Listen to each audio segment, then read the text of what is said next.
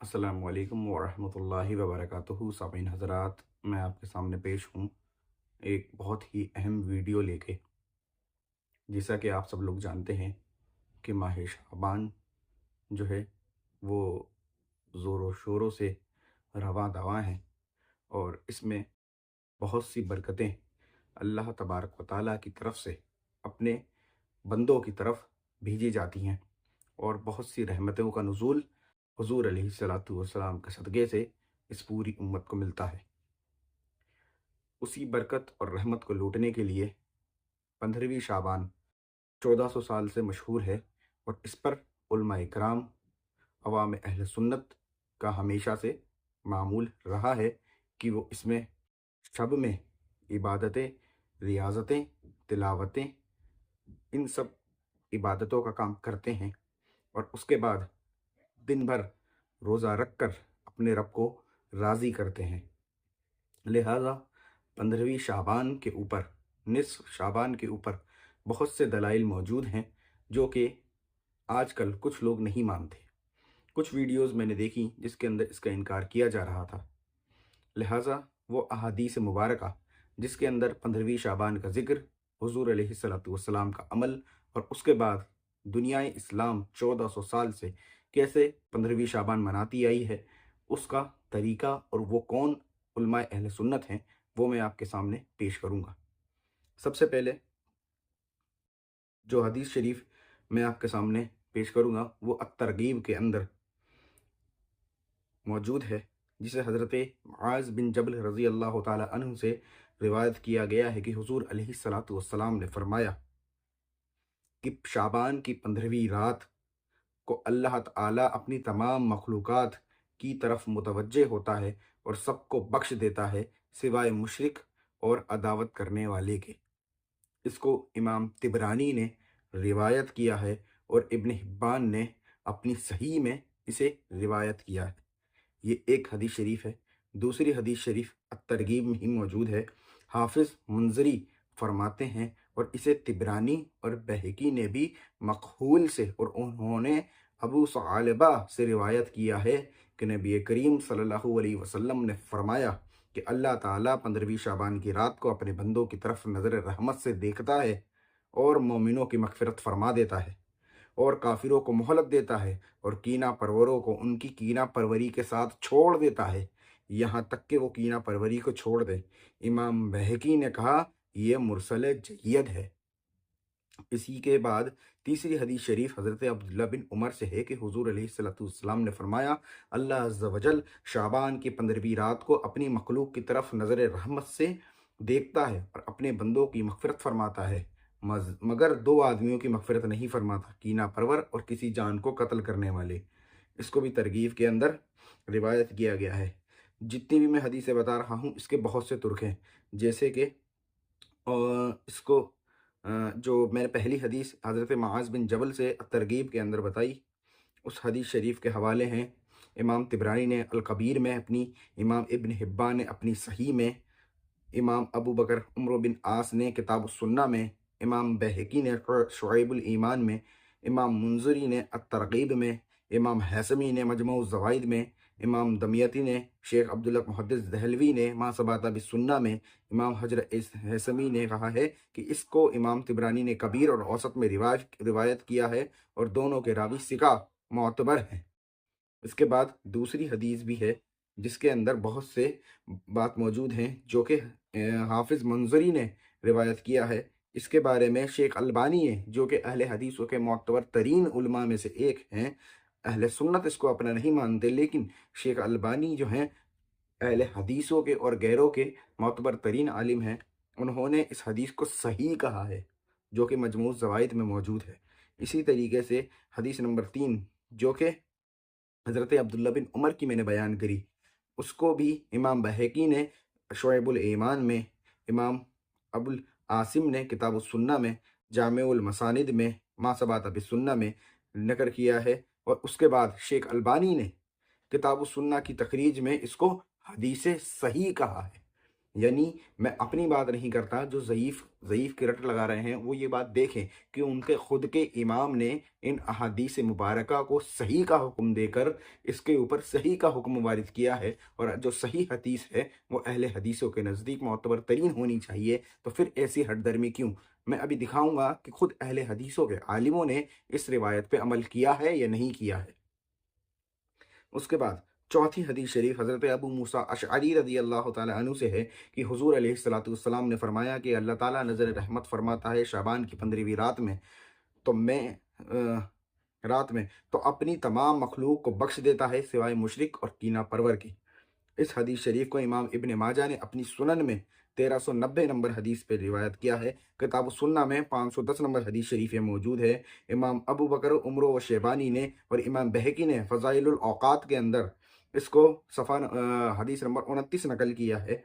मिशकात में भी ये मौजूद है। लताइफ़ुल मारिफ़, अल ताजुल जामे, जामिउल मसानिद मसानिद, कंजुल उम्माल, मा सबात बि सुन्ना में ये सब मौजूद हैं। इसके बाद शेख नासिरुद्दीन अलबानी जो कि अहले हदीस का आलिम है, उसने हाशिया मिशकात में इसको ज़ईफ़ ज़िक्र करने के बाद लिखा है, क्या लिखा है कि लेकिन हदीस मेरे नज़दीक कवी है अपने शवाहिद की वजह से। यानी इसके शवाहिद इतने हैं, इतने दलाइल इस पे मौजूद हैं जिससे ये मेरे नज़दीक जो है वो साबित होती है। भले ही मैं इसको ज़ईफ़ कह रहा हूँ लेकिन ये मेरे नज़दीक साबित होती है। तो ये अहले हदीसों के आलिम की गवाही मैंने आपके सामने पेश करी इस हदीस के ताल्लुक से। उसके बाद किताब सुन्ना की तखरीज में इसको हदीस सही भी कहा है।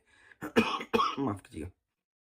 फिर इसको किताब सुन्ना की तखरीज में सही भी कहा है इमाम शेख अलबानी जो कि अहले हदीसों के आलिम है। उसके बाद हदीस नंबर 5 हज़रत अबू हुरैरा से रिवायत है कि हुज़ूर अकरम सल्लल्लाहु अलैहि वसल्लम ने फरमाया कि जब शाबान की 15वीं रात होती है तो अल्लाह ताला अपने बंदों को बख्श देता है सिवाय मुशरिक और कीना परवर के। यह हदीस को इमाम बज़्ज़ार ने रिवायत किया है। इसके बाद कश्फुल अस्तार में मजमू ज़वाइद में यह हदीस मौजूद है। इसके बाद और भी दूसरी जो है अहादीस मुबारक हैं जिसको मैं अभी जो लंबी वीडियो ना हो जाए उसके लिए रोक रहा हूँ, लेकिन इसके ऊपर मेरे पास बहुत सी अहादीस मुबारक मौजूद हैं।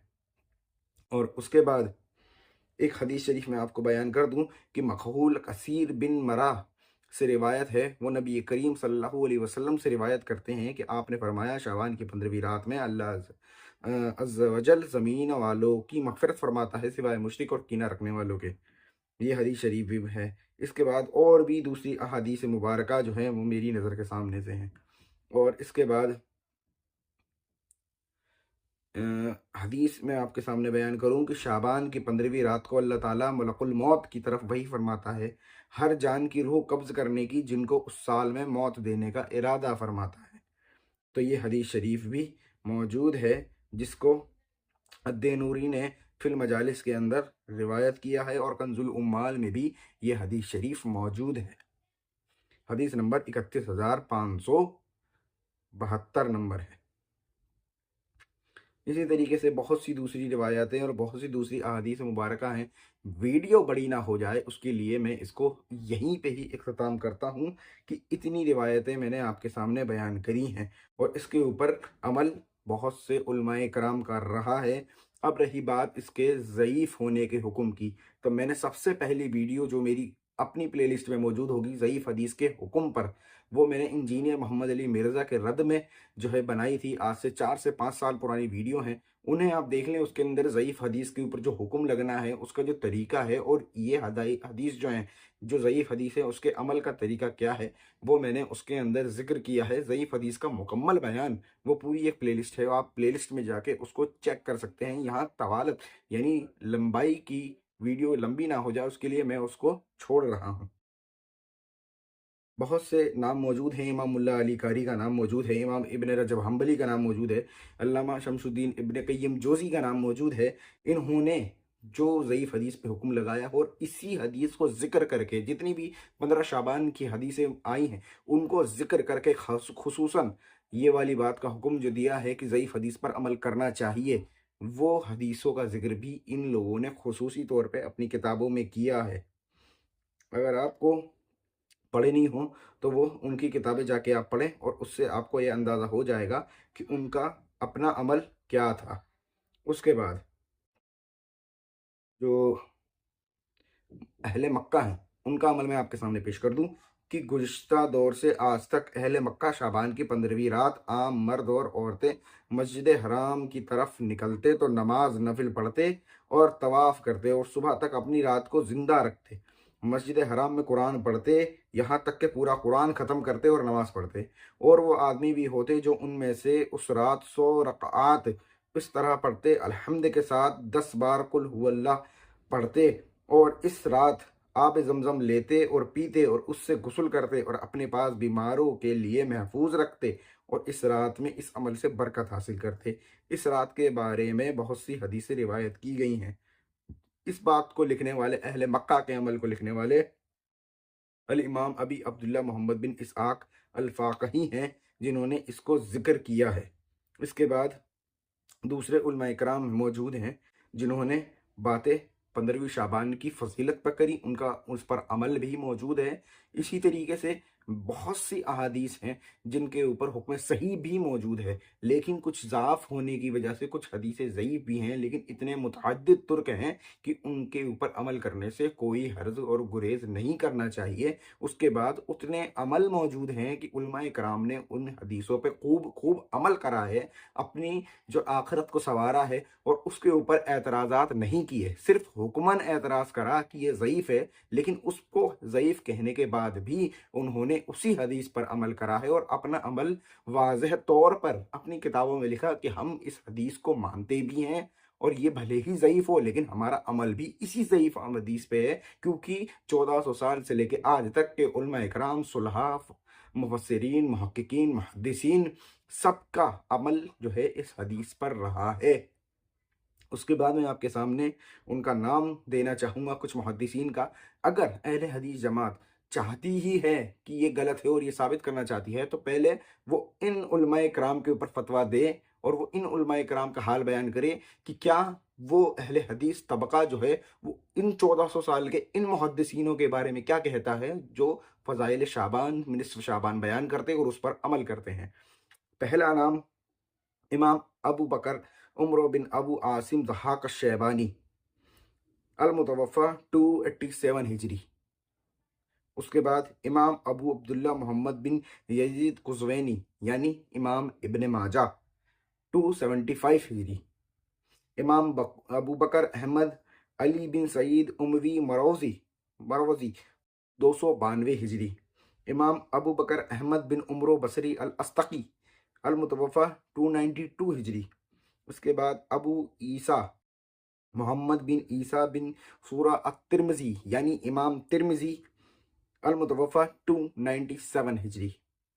इसके बाद इमाम उमादुद्दीन यानी इमाम इब्न कसीर अल-मुतवफ़्फ़ा 509 हिजरी। लगाओ फतवा, मैं देखूंगा कैसे लगता है फतवा।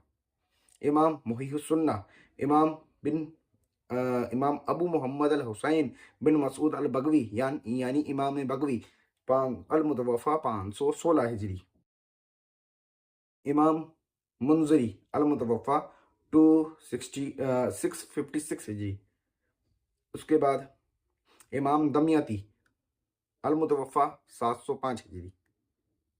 इमाम खतीब तिब्रेज़ी 737 हिजरी।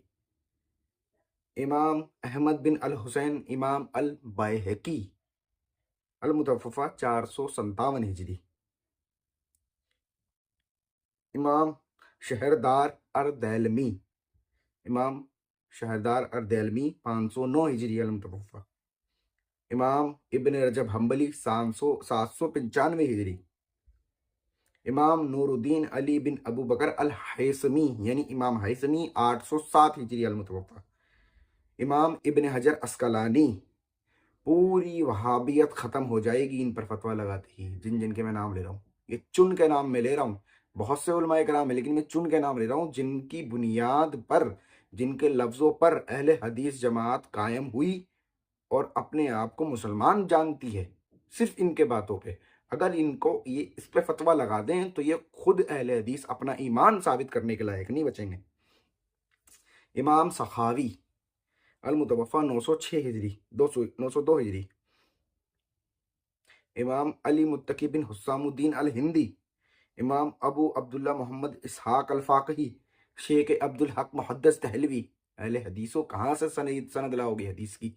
इस इमाम से बढ़कर तुम नहीं निकल सकते आगे, पहले इसे मानना पड़ेगा।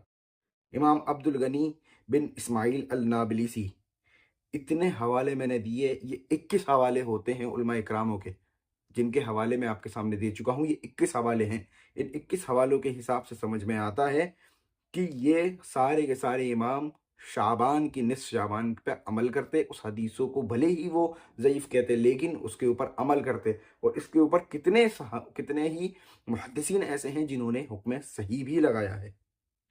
अब घर की बात करते हैं, अहले हदीसों की घर की बात।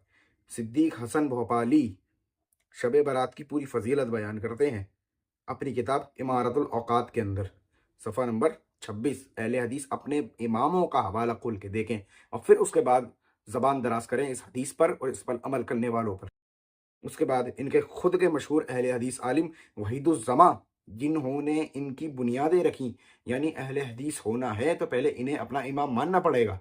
वो लोग वो लोग अपनी किताब में खुद इस बात का ज़िक्र करते हैं। सुनन इब्न माजा की शरह में रफ़उल इजामा अन सुनन इब्न माजा में ये लोग 470 नंबर पर, सफ़ा नंबर पर ज़िक्र करते हैं। यानी सिद्दीक हसन खां भोपाली और उसके बाद वहीदुज़्ज़मा, ये खुद के इनके 2 इमाम, मैं बहुत से हवाले दे सकता हूँ लेकिन इन 2 इमामों से भी ये साबित होता है कि 15वीं शाबान की रात अमल करना चाहिए, रोज़े रखने चाहिए। इस तरीके से हम ये जानना चाहेंगे कि क्या अहले हदीस भी इन पर अमल करेंगे? क्या इन हदीसों के ऊपर अब अमल अहले हदीस करेंगे? क्या ये बात अब साबित नहीं हो जाती कि अहले मक्का, अहले अरब का ईमान और अकीदा था कि इसके ऊपर अमल करना चाहिए? हमेशा से अहले सुन्नत पर उँगलियाँ उठाते हुए अहले हदीस कुरान और हदीस की बातें करते कि ये कुरान हदीस नहीं पढ़ते। लेकिन जब अहले सुन्नत कुरान, हदीस, सुन्नत और हुज़ूर अलैहिस्सलातु वस्सलाम के सीरत पर अमल करते हुए तिलावत कुरान, हिफ्ज़ कुरान और दूसरे इबादात के मसले में हल करते हैं तो अहले हदीस ही इन पर फतवा लगाते हैं। तो समझ में आता है कि शैतान की जमात कौन है और मुसलमान की जमात कौन है। लिहाजा अपने आप को मुसलमानों की जमात में शामिल करें, शैतान की जमात से अलग हों। बेशक, बेशक, बेशक वो जमात कभी हक नहीं हो सकती जो 150 साल पहले वजूद में आई हो। बेशक वो जमात हक पर होगी जो 1500 साल से अपने अमल साबित करती रही हो। इसीलिए अहले सुन्नत व जमात में शामिल रहें। जो लोग छोड़ गए वो वापस इसमें शामिल हों। इंशाअल्लाह अज़्ज़ व जल वो निजात पाएँगे। अहले हदीस जैसी जमात से तौबा ज़रूरी है, लाज़िम है, अगर आपको जन्नत ज़रूरी है। अस्सलामु अलैकुम व रहमतुल्लाहि व बरकातहू।